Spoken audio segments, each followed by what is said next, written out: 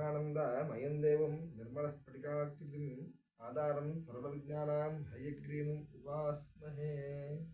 సదా శివసమారంభాం శంకరాచార్యమధ్యమాం అస్మదాచార్యపర్యంతాం వందే గురుపరంపరాం. శ్రీ గణేశాయ నమః. అందరికీ నమస్కారము. అంతా ఎలా ఉన్నారు? బాగున్నారా? అయితే మనం గత వీడియోలో తెలియజేసుకున్నది ఏమిటంటే, సత్యనారాయణ మూర్తికి కోపం వస్తే ఎలాంటి శాపం ఇస్తాడు అనేటువంటి విషయాన్ని మనం తెలియజేసుకున్నాం. అయితే ఆ విషయాలన్నీ కూడా ఇప్పుడు అధ్యాయం 3 భాగం 3లో తెలియజేసుకున్నాం. ఇంతకుముందు అధ్యాయం 3 భాగం 2 పూర్తి చేసుకున్నాం. ఇప్పుడు అధ్యాయం 3 భాగం 3లోకి అడుగు పెట్టేసాం. అందుకని లోకంలో ఉన్నటువంటి జనులంతా కూడా చక్కగా ఈ యొక్క సత్యనారాయణ స్వామి యొక్క వరద కథని విని అంతా కూడా తరించాలి, అంతా కూడా బాగుండాలి అనేటువంటి ఉద్దేశంతో ఈ యొక్క సత్యనారాయణ స్వామి యొక్క వ్రతమును 9 కథలని తీసుకోవడం జరిగింది. అయితే ఏం చెప్పుకుంటున్నాం ఏమిటి అనేది ఇప్పుడు మనం తెలియజేసుకుందాం. ఎలాంటి శాపం వచ్చింది ఏమిటి అనేది. దారుణం కఠినం చాస్య మహాదుఃఖం భవిష్యతి ఏతస్మిన్ దివసేరాజ్ఞో ధనమాదాయ తస్కరః తత్రేవ జగతశ్చౌర్య ధ్వనిజౌ ఎత్ర సంస్థితో అని చెప్పి శాస్త్రం. అంటే దారుణమైనటువంటి కఠినమైనటువంటి గొప్ప దుఃఖము పొంది నీ దగ్గర ఉన్నటువంటి డబ్బునైతేనే, నీ సంపదనైతేనే, నీ యొక్క పరువు మర్యాదలైతేనే ఇవన్నీ కూడా నువ్వు పోతాయి అని చెప్పి శాపం పెడతారు ఈ యొక్క సత్యనారాయణ స్వామి వారు. మరి ఈ శాపం ఇచ్చినటువంటి రోజునే ఆ శాప మహిమ చేత 2 దొంగలు పుట్టి ఆ యొక్క చంద్రకేత మహారాజు గారి యొక్క ధనాగారంలో దొంగతనం చేసి అక్కడే ఉన్నటువంటి చేగంటను కొట్టి ఆ యొక్క ధనమును తీసుకొని దొంగతనం చేసి పారిపోతూ ఉన్నారు. అక్కడే ఉన్నటువంటి భటులంతా కూడా రే మన మహారాజు గారికి తెలిస్తే మనల్ని అందరినీ కూడా చంపేస్తారు, మనము ఆ యొక్క దొంగల వెంటే పడాలి అనేటువంటి ఉద్దేశంతో ఆ దొంగల వెంట పరుగున వెళ్తారు. వెళ్ళేటువంటి సరికల్లా ఈ దొంగలిద్దరూ ఈ యొక్క ఈ భటులు తరుముతున్నది చూసి వీళ్ళిద్దరికీ కూడా భయం వేసి ఈ యొక్క సత్యదేవుని వల్ల పుట్టినటువంటి 2 మాయా దొంగలు కూడా ఈ డబ్బులను తీసుకువెళ్ళి వర్తకుల దగ్గరికి ఇస్తారట. ఆ వర్తకులు పడుకున్నటువంటి ప్రదేశంలో పెడతారు. ఈ వర్తకుల దగ్గర ఉన్నటువంటి డబ్బును చూసి వీళ్ళనే దొంగలుగా భావించి ఈ యొక్క భటులంతా కూడా ఆ వర్తకుల్ని బందీఖానా చేసి చంద్రకేత మహారాజు గారి దగ్గర తీసుకువస్తారు. ఈ చంద్రకేత మహారాజు గారి రాజ్యం ఎక్కడుందండి? రత్నసానుపురం అనేటువంటి గ్రామంలో ఉందట. అయితే ఈ యొక్క చంద్రకేత మహారాజు గారి యొక్క రాజుగారి దగ్గరికి తీసుకువచ్చి ఆ రాత్రి, ఓ రాజా, ఇదిగోనయ్యా దొంగలు వీళ్ళేనయ్యా, నీ యొక్క ధనాగారంలో డబ్బుల్ని దొంగతనం చేసి తీసుకువచ్చారు అని చెప్పి ఆ యొక్క మహారాజు గారికి తెలియజేస్తారట. తెలియజేసేటువంటి కల్లా ఆ మహారాజు గారు ఈ యొక్క వర్తకులిద్దరినీ కూడా చూసి వీళ్ళకి కఠినమైనటువంటి కారాగార శిక్ష వెయ్యండి, వీళ్ళని తీసుకువెళ్ళి చెరసాలలో పడేయమని చెప్పి ఆజ్ఞాపించారు. ఆ వర్తకులిద్దరికీ కూడా సంకెళ్ళు వేసి కఠినమైనటువంటి బందీఖానాల్లో పడేస్తారట ఈ యొక్క భటులు. పడేసిన తర్వాత ఆ యొక్క వర్తకులిద్దరూ కూడా బాధపడుతూ ఉంటారు. ఏమని? మాయాయ సత్యదేవస్య నశ్రుతం కైస్తయోర్వచః తదస్తయోర్ధనం రాజ్ఞ గృహీతం చంద్రకేతున అని చెప్పి మనకి శ్లోకం చెప్పబడింది. అంటే ఏమిటండి?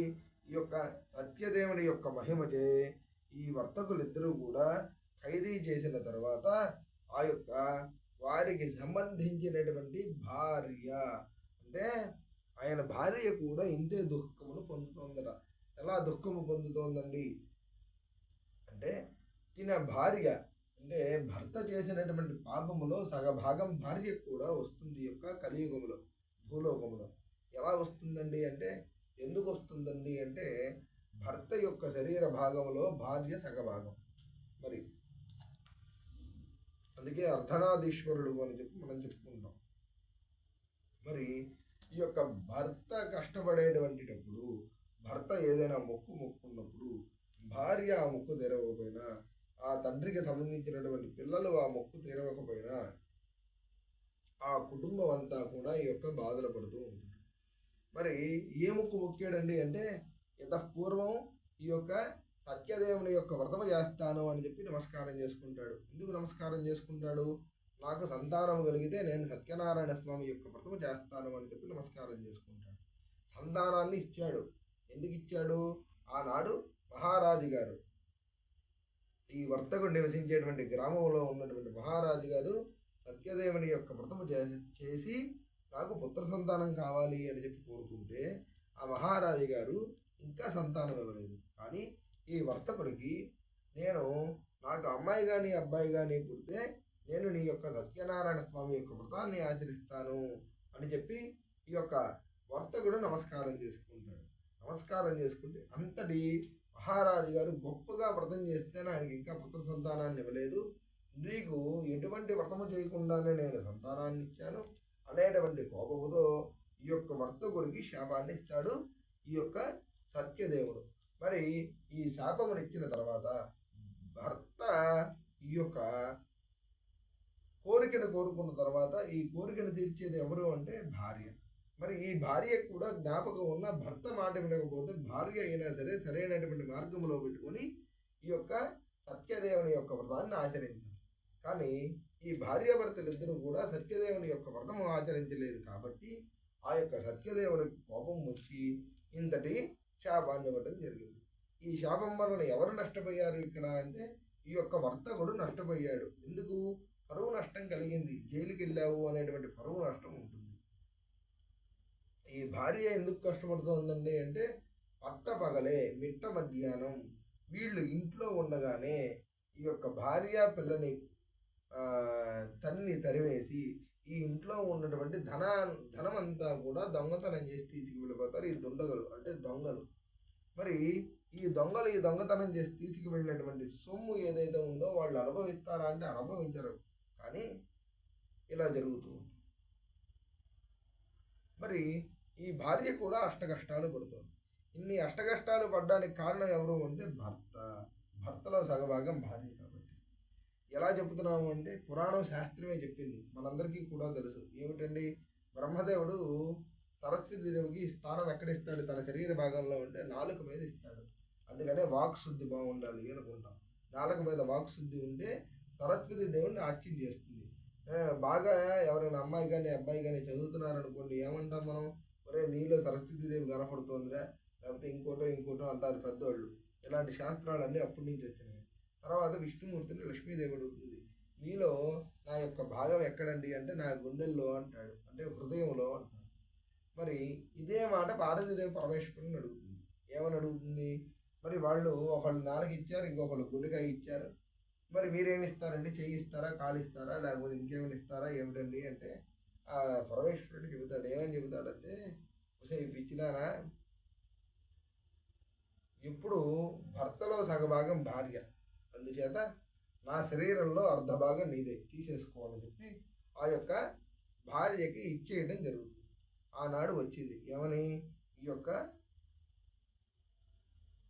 సగభాగం అర్ధభాగం ఎక్కడి నుంచి వచ్చిందంటే పరమేశ్వరుడి దగ్గర నుంచి వచ్చింది భార్యకి ఇవ్వడం. అందుచేత భర్త చేసినటువంటి పాపములో భార్యకి కూడా కొంత భాగం ఉంటుంది, భార్య పిల్లలకి అనేటువంటి విషయం మనమంతా కూడా తెలియజేసుకోవాలి. అది ఎలా ఉంటుందండి? ఎప్పుడు ఉంటుంది? ఈ యొక్క కలియుగంలోనే ఈ యొక్క పాపం పరిహారం అంతా కూడా ఉంటుంది. ఎలా చేసుకుంటే ఉంటుంది? మనం ఏ భగవంతుడికి అయితే నమ్ముకుంటామో ఆ భగవంతుడికి ఆచరిస్తే ఈ యొక్క పాపం అనేది తొలగిపోతుంది. ఈ యొక్క లీలావతి కూడా భర్త చేసినటువంటి పాపమునికి ఈ లీలావతి కూడా ఈరోజు ఈ యొక్క శాపానికి గురవ్వడం జరగండి.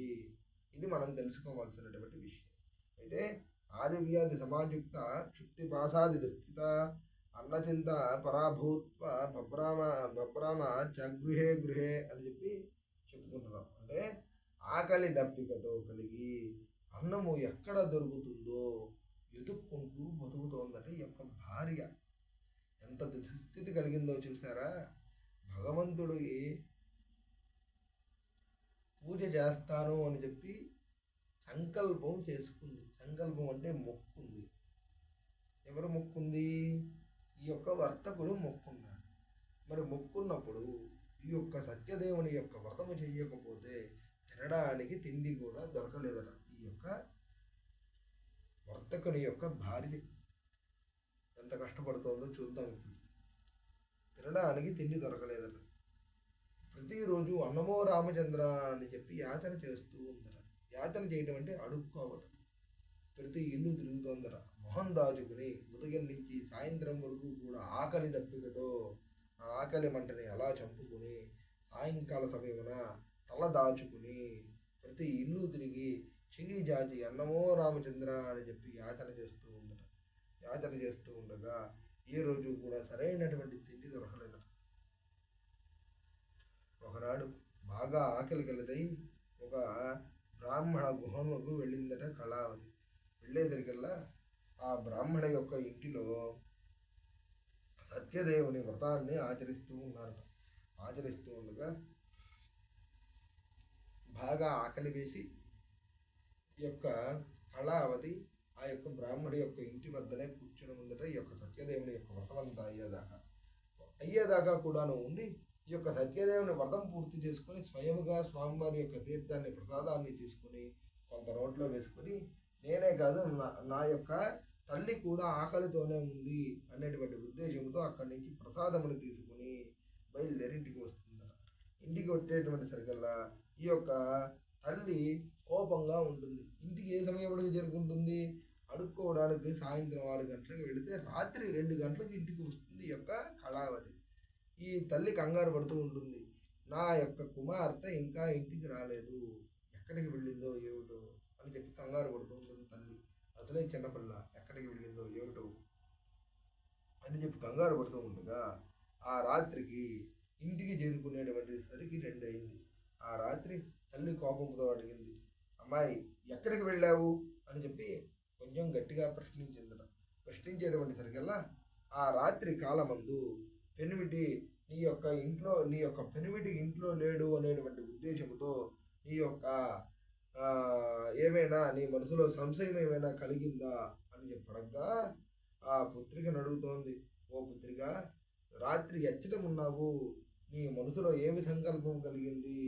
మరి శిక్షాపూర్వకముగా అడగగా కళావతి తల్లి యొక్క మనస్సు తెలుసుకుని ఆలోచన లేకుండా త్వరగా సమాధానం ఇచ్చిందట. ఏమని సమాధానం ఇచ్చింది అంటే, ఓ తల్లి, నేను బాగా ఆకలిగా ఉండి ఒక బ్రాహ్మడి యొక్క ఇంటికి వెళ్ళాను. ఆ ఇంట్లో ఏదో సత్యదేవుని వ్రతమట. మరి ఆ వ్రతముని ఆచరించేంత వరకు కూడా ఉండి ఆ వ్రతమంతా కూడా పూర్తయ్యేదాకా కూడా ఉంది. తీర్థాన్ని ప్రసాదాన్ని తీసుకుని ఇంటికి వచ్చాను. మరి ఇంటికి వచ్చేటువంటి సమయంలో లేట్ అయిపోయింది. ఇగో అమ్మ తీర్థం ప్రసాదం అని చెప్పి చేతిలో ఉన్నటువంటి ప్రసాదాన్ని తీసి చూపించింది. చూపించేటువంటి సరికల్లా ఆ తల్లి ఈ యొక్క కూతుర్ని దగ్గరికి తీసుకొని, మరి అమ్మాయి, నువ్వు కూడా స్వామివారి యొక్క మాయ వలనే పుట్టావు, మాకు కూడా సంతానం లేదు, మరి నాకు కూడా అమ్మాయి కానీ అబ్బాయి కానీ పుడితే వ్రతం చేస్తాను అని చెప్పి మీ నాన్నగారు సంకల్పం చేశారు. ఆ సంకల్పాన్ని ఈ రోజు వరకు కూడా మేము స్వామివారికి నెరవేర్చలేదు. ఆ యొక్క పాపమే ఈరోజు మనల్ని అందరినీ కూడా ఇలా వెంటాడుతోందేమో అని చెప్పి ఆ యొక్క తల్లి ఆ యొక్క ఏమి చేస్తుందండి అంటే, ఇంట్లో ఒక కొబ్బరికాయ ఉంటే తులసి చెట్టు దగ్గరికి వెళ్ళి తులసి చెట్టు దగ్గర కొబ్బరికాయ ఏమని కొబ్బరికాయ కొడుతుంది?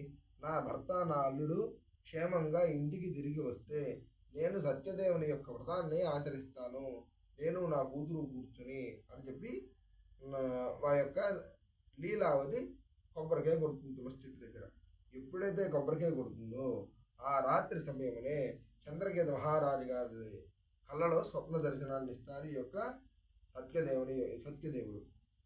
ఎలా ఆచరించచ్చండి వ్రతముని అనేటువంటి విషయాన్ని మనం తెలుసుకున్న తర్వాత వచ్చేటువంటి అధ్యాయంలో తెలుసుకుందాం.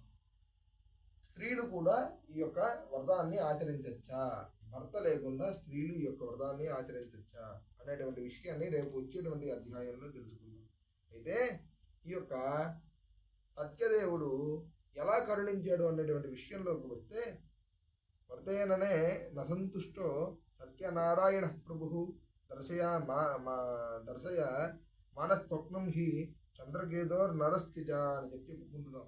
అంటే ఈ యొక్క సత్యనారాయణ యొక్క స్వామి సంతోషించిన వాడై ఆ యొక్క చంద్రకేతు మహారాజు గారి కలలో కనిపించి, స్వప్నం అంటే కళ, కలలో కనిపించి, ఓ రాజా, రేపు ఉదయమునే నీ చెరసాల్లో ఉన్నటువంటి బందీలైనటువంటి వర్తకుల్ని విడిచిపెట్టి, లేదా నిన్ను, నీ రాజ్యముని, నీ యొక్క కుమారుణ్ణి, నీ యొక్క కుమార్తెని, నీ భార్యని, నీ యొక్క ధనముని, నీ యొక్క ఉన్నటువంటి రాజ పరిపాలనలో ఉన్నటువంటి జనులని, ఆ తర్వాత నీ యొక్క రాజ్యంలో పనిచేసేటువంటి వర్తకుల్ని అందరినీ కూడా శపించేస్తాను. నీ యొక్క రాజ్యాన్ని సర్వనాశనం చేసేస్తాను. రేపు ఉదయమున్నే వాళ్ళిద్దరినీ కూడా విడిచిపెట్టేయి అని చెప్పి స్వప్నములో కనిపించి మాయమైపోతారు ఈ యొక్క సత్యనారాయణ ప్రభు.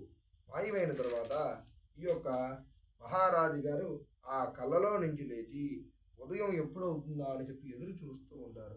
తరహ ప్రభూత సమయే రాజాచ స్వజనై సహ ఉపవిశ్య సభామధ్యే